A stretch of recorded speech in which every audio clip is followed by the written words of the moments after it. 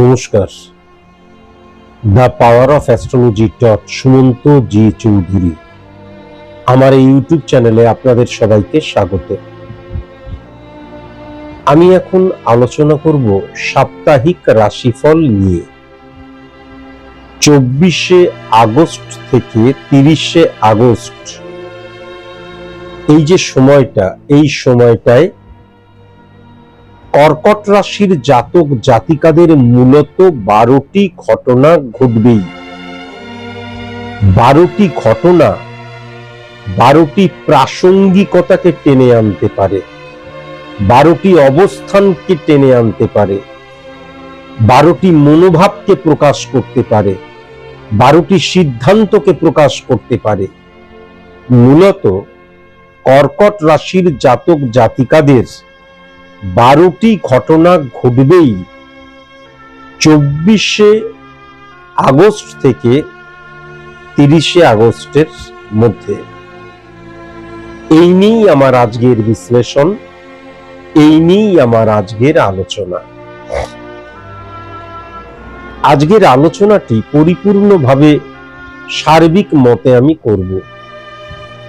কেন সার্বিক মতে করব? বহুবার বলেছি, শুধু এই পশ্চিমবঙ্গকেই যদি ধরা যায় তাহলে সেখানে কয়েক লক্ষ কর্কট রাশির জাতক জাতিকা আছেন। প্রত্যেকের date of birth, time of birth, place of birth আলাদা, সুতরাং জন্মছক আলাদা। জন্মছক যখন আলাদা তখন স্পট ইমপ্লিমেন্টেশন ছক আলাদা, প্রত্যেকটা মানুষ যখন আলাদা কালপুরুষ ছক আলাদা। সুতরাং স্পেসিফিক ভাবে কাউকে নিয়ে প্রেডিকশন, বিশ্লেষণ কোনো কিছুই আমি করতে পারবো না। কেউ যদি মনে করেন যে আমি আমার ব্যক্তিগতভাবে সমস্ত কিছু জানতে চাই, আমি আমারটা জানতে চাই, তাহলে অবশ্যই কিন্তু কোনো সায়েন্টিফিক অ্যাস্ট্রোলজারের কাছে যাওয়া বাধ্যতামূলক। এখন যদি আপনারা আমার কাছে আসতে চান তাহলে আমার 3টে নিয়ম আছে, সেই নিয়ম কিন্তু মেনে চলতে হবে, পালন করতে হবে। প্রথম নিয়মটি, I am extremely sorry to say, আমি কিন্তু সেলিব্রিটিদের প্রেডিকশন করি না এবং পলিটিশিয়ানদের প্রেডিকশন করি না। দ্বিতীয় নিয়ম, হাতের মধ্যে যারা স্টোন পরে আছেন, স্টোনকে যারা রেমিডি বলে মনে করেন, যজ্ঞকে যারা রেমিডি বলে মনে করেন,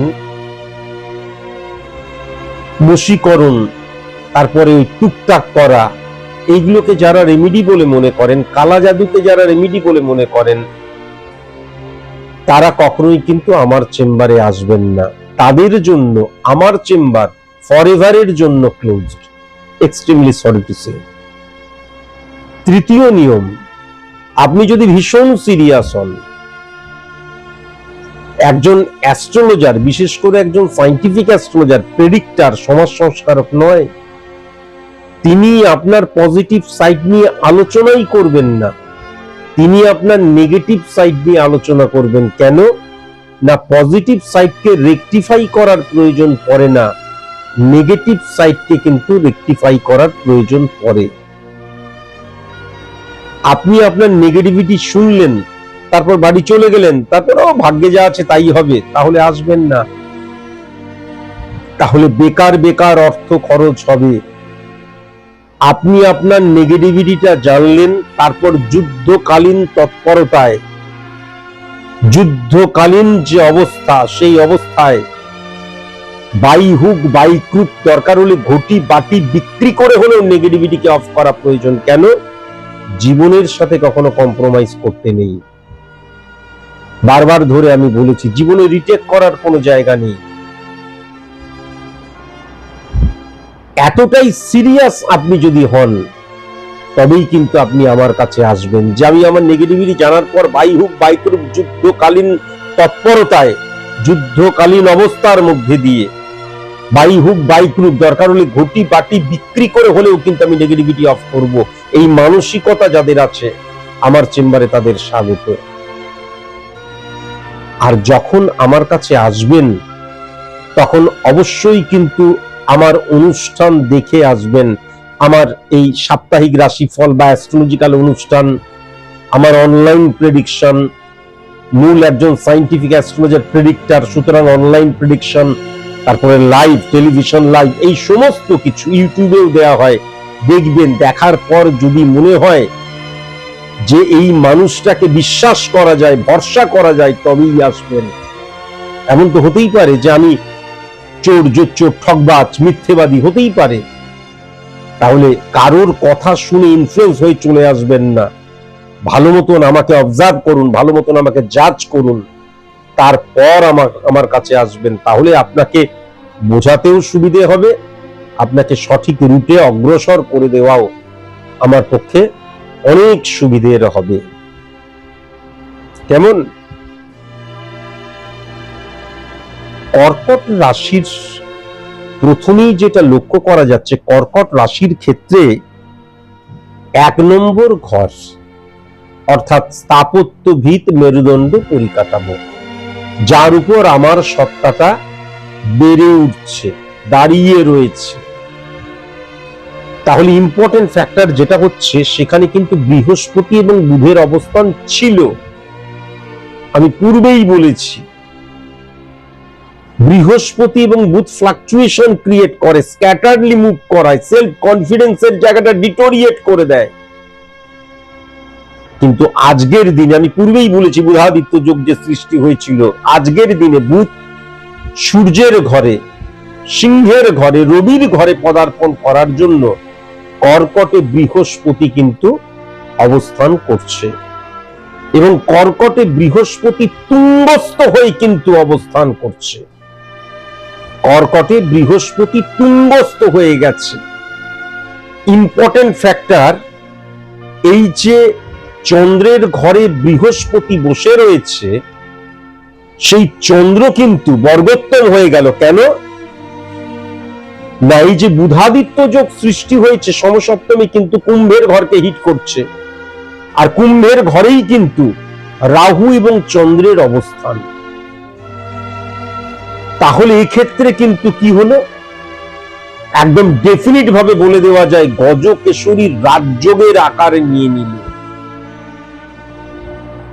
মাথায় রাখার প্রয়োজন আছে, আমাদের জীবন গাড়ির পেট্রোল হচ্ছে অর্থ। আমাদের ছকের মধ্যে অর্থের ভাবটা যখন দেখা হয়, 2nd house, 11th house, that is different things, কিন্তু বৃহস্পতিকে উচ্চস্থ থাকতেই হয় ফার্স্ট। আর সেকেন্ড কথা, success is the maximum utilisation of ability that you have. সফলতার উপযুক্ত হওয়ার জন্য জ্ঞান এবং প্রজ্ঞা ভেরি ভেরি ইম্পর্টেন্ট। তাহলে এই পুরো জিনিসটাকেই কন্ট্রোল করে কিন্তু বৃহস্পতি। 1 নম্বর ঘরের অবস্থান কর্কট রাশির ক্ষেত্রে রাজযোগে পরিণত হচ্ছে, এবং কি বোঝা যাচ্ছে, আর্থিক দিক দিয়ে মারাত্মক শ্রীবৃদ্ধির জায়গা, এবং যে সফলতাটা আমি চাইছি তার জন্য আমি কিন্তু নিজেকে প্রস্তুত করছি। 80% সফল হতে চাইলে আমি কিন্তু 200% নিজেকে প্রস্তুত করছি। 2nd হাউসকে যদি লক্ষ্য করা যায়, ভেরি ভেরি ইম্পর্টেন্ট। তার কারণ 2nd হাউস দ্বারা আমরা অর্থনৈতিক জায়গাকে বুঝি, 2nd হাউস দ্বারা আমরা সঞ্চয়ের জায়গাকে বুঝি, 2nd হাউস দ্বারা আমরা দৃষ্টিভঙ্গির জায়গাকে বুঝি, মুখনিসৃত বাণীর জায়গাকে বুঝি, আমার আশেপাশের মানুষজনের সাথে আমার কেমন সম্পর্ক থাকবে, তারা কি কোনো ক্ষতি করতে পারে বা তারা আমাকে ইন্সপায়ার করতে পারে, এইটা কিন্তু বোঝা যায়। তাহলে 2nd হাউসেই কিন্তু বুধাদিত্য রাজযোগ সৃষ্টি হয়েছে। যে কোনো রাজযোগ প্রথমত কর্কট রাশির ক্ষেত্রে কিন্তু আর্থিক যে জায়গাটা বা বৃহস্পতি পুঙ্গস্থ হয়ে রয়েছে, দ্যাট ইজ ডিফারেন্ট থিংস। কিন্তু রাজ্য, কিন্তু টাইপ অফ রাজ্য কিন্তু আমাদের অর্থনৈতিক জায়গাটাকে ইন্ডিকেট করে, কিন্তু রাজ্য মূলত ক্ষমতা বৃদ্ধি করে। তাহলে এক্ষেত্রে কর্কট রাশির জাতক জাতিকাদের ক্ষেত্রে ধনী হওয়ার সাথে সাথে আর্থিক অপরচুনিটি আসার সাথে সাথে আমার ক্ষমতা বৃদ্ধির জায়গাটাও কিন্তু মারাত্মকভাবে লক্ষ্য করা যাচ্ছে।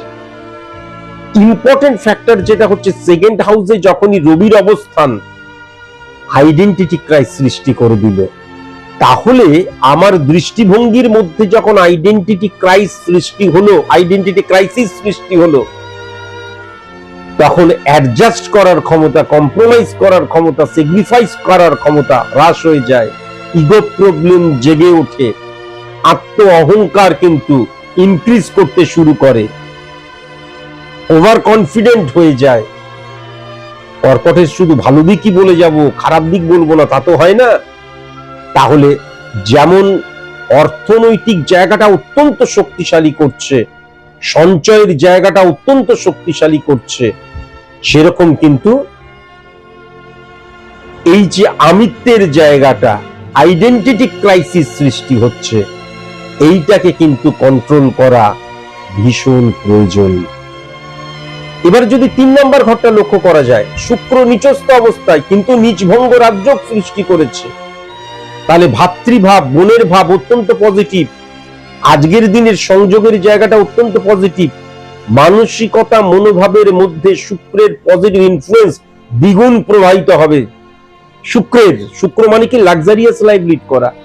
লাক্সারিয়াস লাইফ লিড করা মানে কি আম্বানিজির লাক্সারিয়াস লাইফ লিড করা আর স্যার সুমন্তজি চৌধুরীর লাক্সারিয়াস লাইফ লিড করা এক নয়। আমাদের মতো নিম্ন মধ্যবিত্ত মানুষের লাক্সারিয়াস লাইফ লিড করা মানে আমরা যে সিচুয়েশন ফেস করছি সেটাকে ওভারকাম করা। তাহলে এই ক্ষেত্রে ইম্পর্টেন্ট যেই জিনিসটা হয়ে যাচ্ছে, যখন আমি 3 নম্বর ঘরে শুক্রের অবস্থান দেখছি, মানসিকতা মনোভাবের দ্বারা আমাদের যে সিচুয়েশন সেটাকে কিন্তু আমি ওভারকাম করতে পারবো। আবার ইম্পর্টেন্ট ফ্যাক্টর হচ্ছে 4 নম্বর ঘরের অধিপতি গ্রহ 3 নম্বর ঘরে বসে রয়েছে, টেরিফিক জায়গা, এটা অস্বীকার করে কোনো লাভ নেই, টেরিফিক জায়গা, রেসপন্সিবিলিটির জায়গা, বা আমি আমার পরিবারের মানুষজনদেরকে সিকিউরিটি দান করছি, সবকিছু ঠিক, কিন্তু আইডেন্টিটি ক্রাইসিসের জায়গাটাও আসছে। আমার মতন করে তোমাদের চলতে হবে, আমার যেটা পছন্দ নয় সেটা করবে না, আমার যেটা পছন্দ সেই জিনিসটা করবে, আমি যেটা খেতে পছন্দ করি সেই জিনিসটাই সবার পছন্দ খাবার হতে হবে। এবং ব্যক্তিগত জীবনে কিন্তু অ্যাডজাস্ট করা, কম্প্রোমাইজ করা, স্যাক্রিফাইস করা ড্যামেজ হয়ে যাচ্ছে, স্পর্শকাতর মনোভাবের জায়গাটা চলে আসছে। আমার কাছের মানুষ কিছু একটা বলল, হঠাৎ করে আমার হাতে লেগে গেল, হঠাৎ করে দেখা গেল স্বামী স্ত্রীর সম্পর্কের মধ্যে ইগোর প্রবলেম চলে এলো, ইগোর লড়াই চলে এলো, সেটাও কিন্তু লক্ষ্য করা যাচ্ছে। পজিটিভ কোন দিকটায়? মাতৃ প্রভাব অত্যন্ত পজিটিভ হয়ে যাচ্ছে। 4 নম্বর ঘর দ্বারা জীবনের আনন্দ, জৈবিক সুখ সবকিছু পাওয়ার উপযোগী থাকবে। 4 নম্বর ঘর দ্বারা success is the maximum utilization of ability that you have. সৌ কর্ম নিন্দতি স্বপ্রভেদ সুচিতা ত্যাজ্যতি প্রাণ পাপিস্তা প্রণপিকৌ নিঃস্বাদৌরিব্য সূচি বসৌ বংসার্বা। তাহলে সেটাও কিন্তু লক্ষ্য করা যাচ্ছে। প্রবলেম শুধু আমার ব্যক্তিগত যে সম্পর্ক, মানুষগুলো তাদের সাথে ইগো প্রবলেম সৃষ্টি হতে পারে, এবং ব্যক্তিগত জীবনে আমি কিন্তু অ্যাডজাস্ট, কম্প্রোমাইজ, স্যাক্রিফাইস করব না, এই জায়গাটাও কিন্তু লক্ষ্য করা যাচ্ছে। মাতৃ প্রভাব অত্যন্ত পজিটিভ হয়ে রয়েছে, মায়ের সাথে আর্গুমেন্টে যেন জড়িয়ে না পড়ি ওভার কনফিডেন্ট হয়ে, এটা কিন্তু মাথায় রাখার প্রয়োজন আছে। মাকে কোনো রকমের যদি হিট করি বা হাট করি, মা যদি কখনো আমার দ্বারা কষ্ট পায়, তাহলে হাজারো গ্রহের পজিটিভ ইনফ্লুয়েন্স থাকুক, আমার জীবনে কখনো উন্নতি হতে পারে না, এটা মাথায় রাখার প্রয়োজন আছে।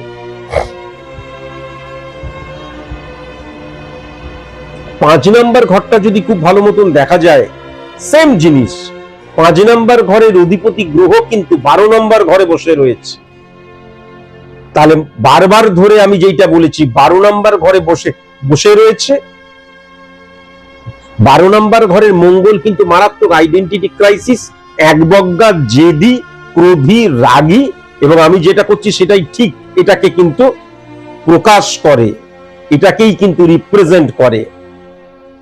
এখন ইম্পর্টেন্ট ফ্যাক্টর হচ্ছে 12 নম্বর ঘরে কিন্তু 12 নম্বর ঘরটা কিন্তু মিথুনের ঘর। তাহলে মিথুনের ঘরের অধিপতি গ্রহ কিন্তু বুধ, তাহলে রাজযোগ সৃষ্টি করছে, 12 নম্বর ঘর উচ্চস্থ হয়ে যাচ্ছে। তাহলে ইম্পর্টেন্ট ফ্যাক্টর যেটা লক্ষ্য করা যাচ্ছে, দূরে ভ্রমণের ক্ষেত্রে ভেরি ভেরি কসাস এবং কনসাস হওয়া প্রয়োজন। কোথাও ভ্রমণ করতে গিয়ে হঠাৎ করে দেখা গেল যেই হোটেলে আছি বা যাদের সাথে গেলাম বা ওখানকার কোনো মানুষের সাথে হঠাৎ করে আর্গুমেন্টে জড়িয়ে পড়তে পারি। বিদেশ ক্ষেত্রে হঠাৎ করে দেখা যাচ্ছে ঝগড়াঝাটি, আর্গুমেন্টে জড়িয়ে পড়তে পারি।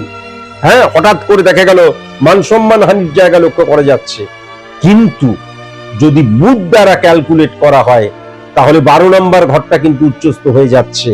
সুতরাং আমি যদি বিদেশে পড়াশোনা করতে যাই, আমি যদি বিদেশে কাজ করতে যাই, আমি যদি বিদেশে সংসার করতে যাই, আমি বিদেশে যদি থাকি, স্বদেশে জন্মেছি, ভারতে বিদেশে আছি, টেরিফিক টেরিফিক টেরিফিক।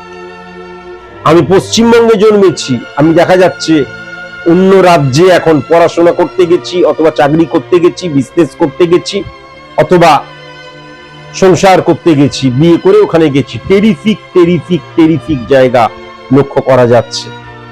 আমি যদি আইটি সেক্টরে কাজ করি, কর্পোরেট দুনিয়াতে কাজ করি, বিদেশি ল্যাঙ্গুয়েজ রিলেটেড কোনো কাজ করি, বিদেশি ল্যাঙ্গুয়েজ নিয়ে পড়াশোনা করি, টেরিফিক টেরিফিক টেরিফিক এবং টেরিফিক কিন্তু লক্ষ্য করা যাচ্ছে।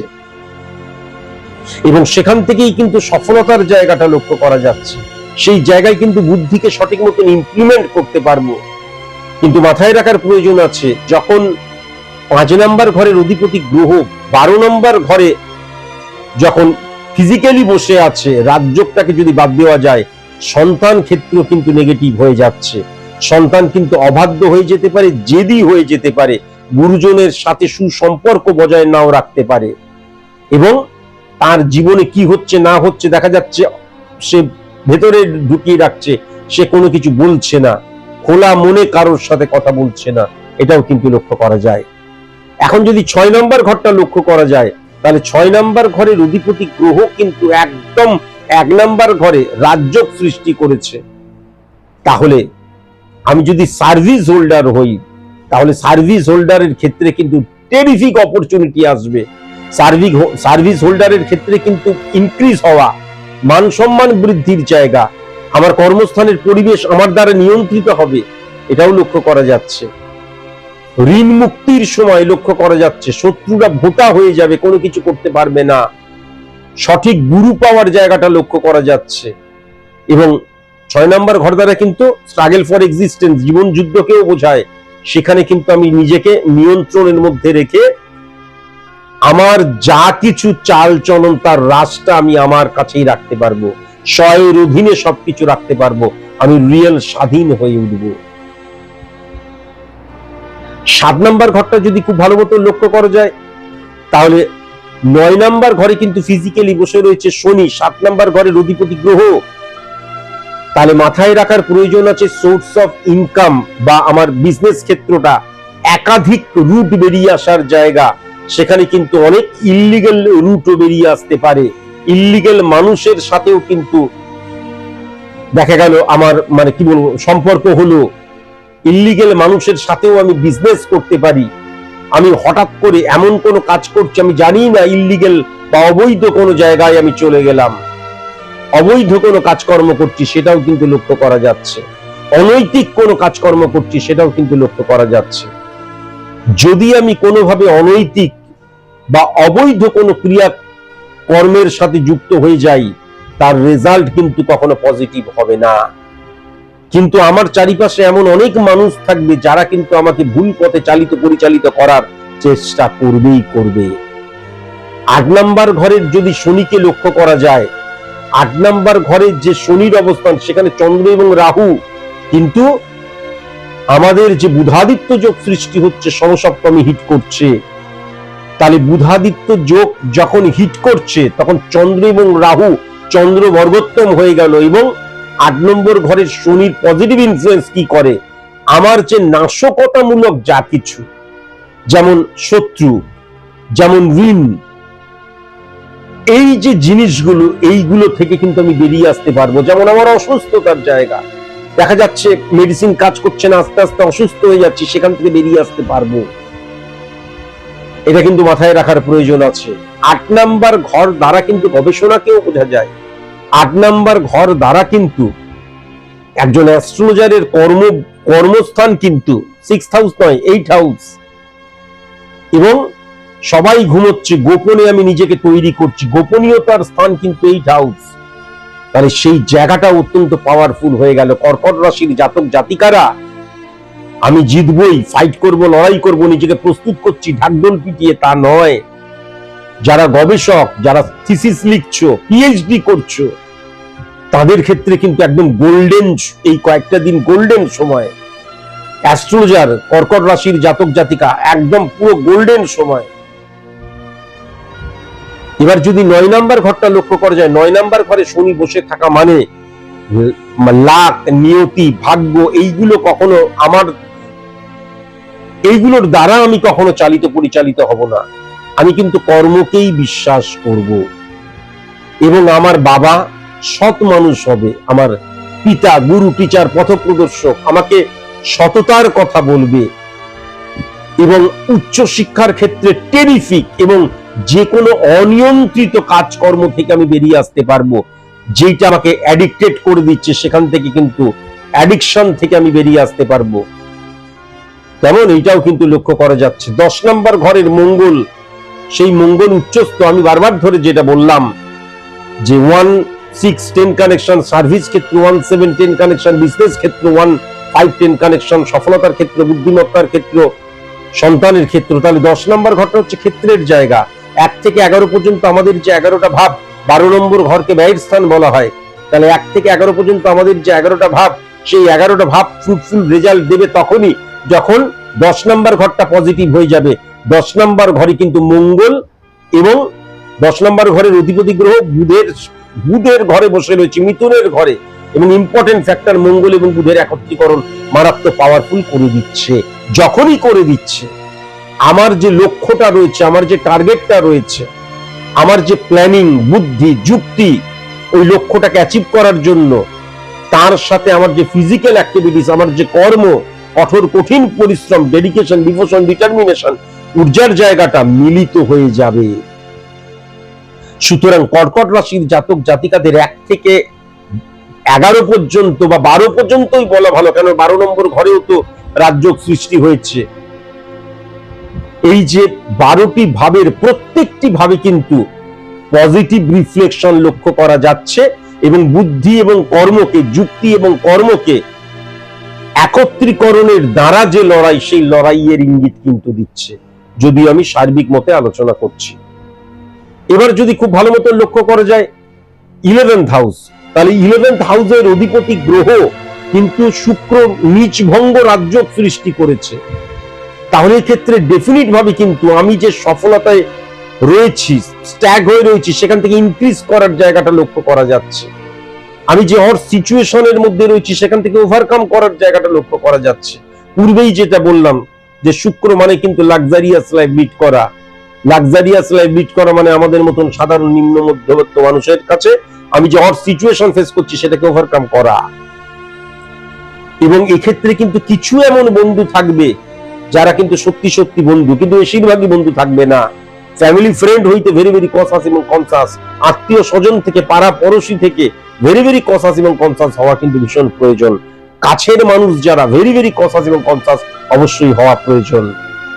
12 নম্বর ঘর নিয়ে আগেও বলেছি, আবারও বলছি, বুধের রিফ্লেকশনে মঙ্গল পজিটিভ হচ্ছে, কিন্তু মঙ্গল 12 নম্বর ঘরে বসে থাকা মানে একগুঁয়ে হয়ে যাওয়া, আইডেন্টিটি ক্রাইসিস সৃষ্টি হওয়া, সবকিছু আমার মনের মধ্যে লুকিয়ে রাখা, চাপা ক্রোধ, এই জায়গাগুলো রেকটিফাই করা ভীষণ প্রয়োজন। তা না হলে আমি জীবনে কখনো শান্তি পাবো না। অর্থ পাচ্ছি, সুখ, ভোগ, সবকিছু, কিন্তু যখনই আমার ভেতরে অনেক কথা লুকিয়ে থাকছে, সেটাকে প্রকাশ করতে পারছি না, আমি কখনো শান্তি পেতে পারি না। ডিটেলসে আলোচনা করলাম। আজকের মতন এইটুকুই, নমস্কার।